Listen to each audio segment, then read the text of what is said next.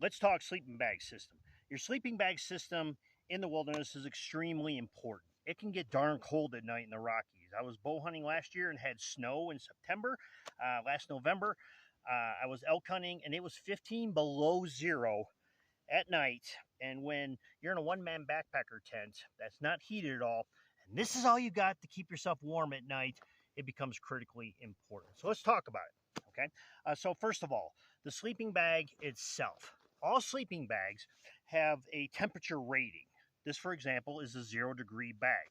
Now, know that it doesn't matter if it's synthetic or if it's a down bag, which we'll talk about in a minute.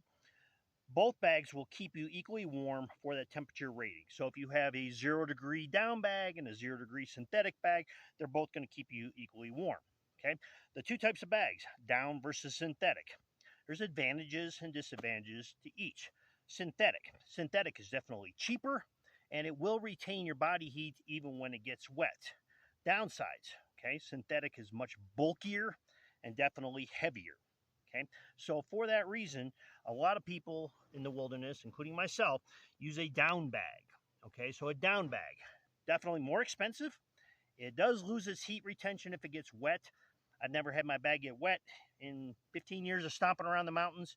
Okay, so that doesn't seem to really matter. But the main advantage is of it compresses much smaller and is definitely lighter than a synthetic bag. So most people in the wilderness are using a down bag. Most people use a mummy bag versus a rectangular shape. A little more constrictive, but it does conserve your body heat better. And you also have a hood on mummy bags, which that's good as far as keeping the heat in on your head.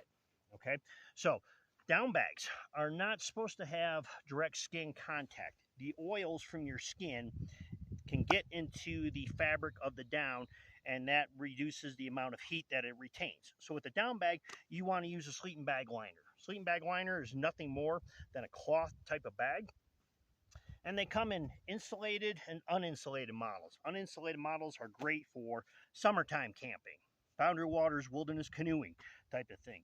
This one right here is an insulated one. It's called the Incinerator by Sea to Summit. I love this thing. If you're from Sea to Summit and you want to donate $1 million to our nonprofit because of this endorsement, we'll gladly take your money. Okay, so this is called the Incinerator by Sea to Summit. Supposedly raises the temperature inside your bag by 25 degrees. I don't know about that, but it definitely keeps me warmer. And what's nice is I actually use this in boundary waters.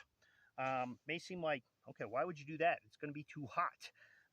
But what I do is on a nice warm night, I use just this as a sleeping bag itself to keep me comfortable when it's not real cold out. Okay, so that's part one.